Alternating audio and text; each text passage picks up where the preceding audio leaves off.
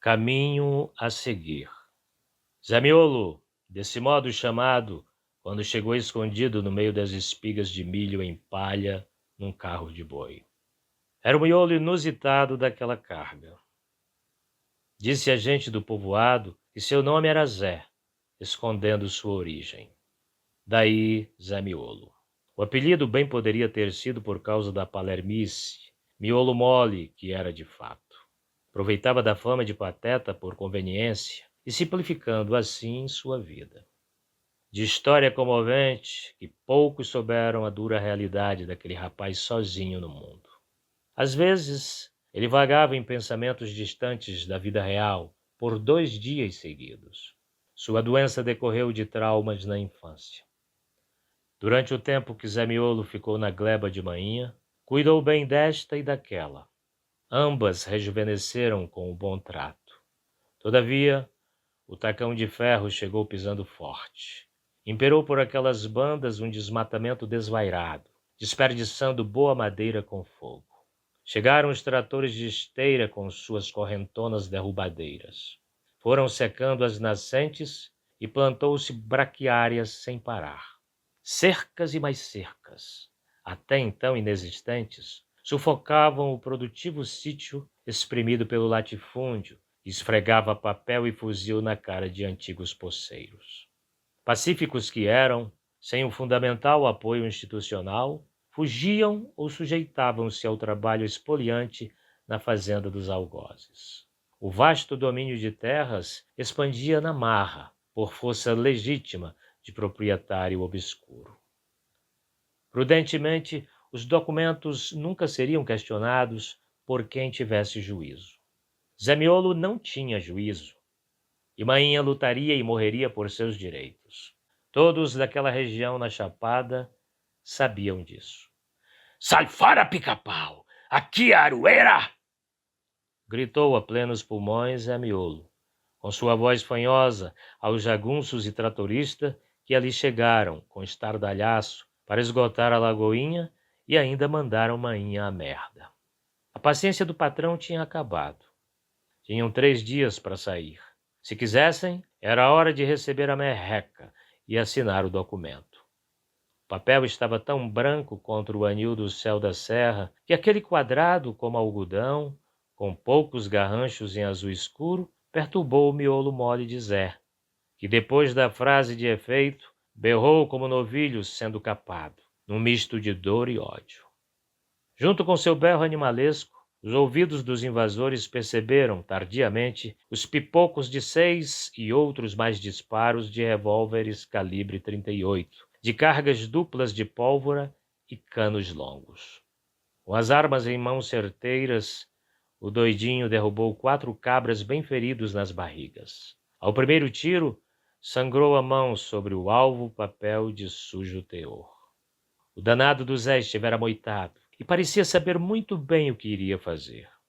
Foi rápido demais e os amarra-cachorro nem se deram conta, e tampouco houve tempo de se armarem com seus paus de fogo. O tratorista urinou-se de medo. Ajoelhado e emudecido pelo temor, olhava para o Zé Miolo sem conseguir expressar sua súplica. Sorte dele que o desmiolado apenas o encarou e saiu com as armas em punho. Foi abraçar Mainha, que nem chegou a usar a espingarda com a qual seu filho, menino inexperiente, arregaçara a cara do padrasto e findara-lhe um sofrimento. O Armando tratorista nunca iria saber que a munição do moço tinha acabado. Felizmente. Mainha dava glórias ao Senhor pela boa ventura de ter ali seu anjo defensor.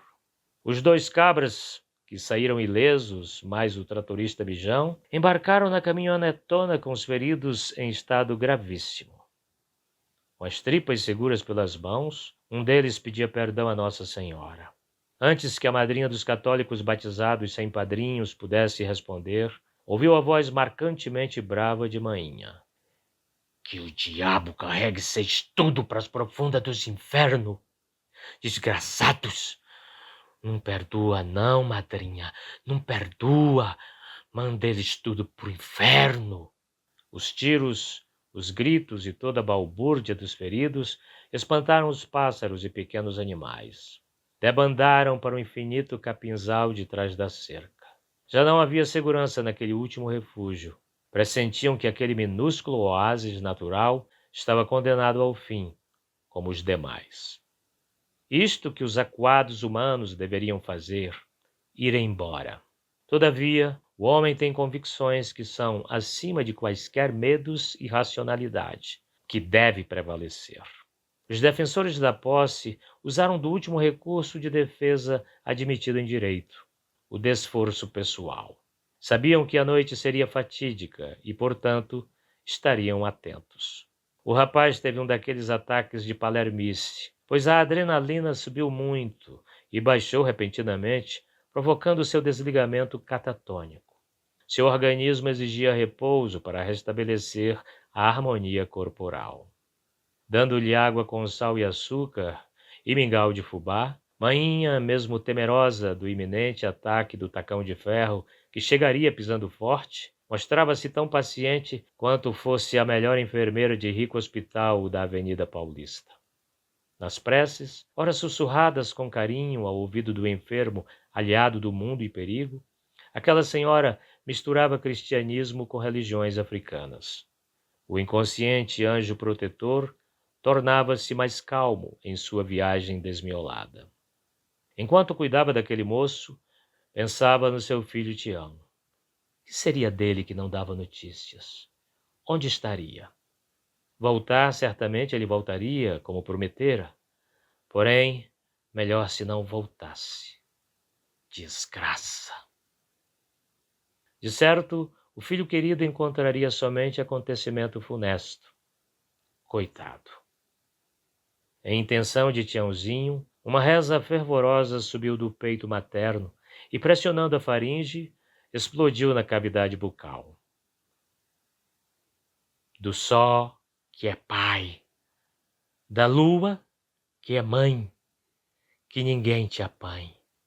Do Oriente que nasci, do Ocidente que morri, Oeste e Leste te protege, que ninguém te acerte.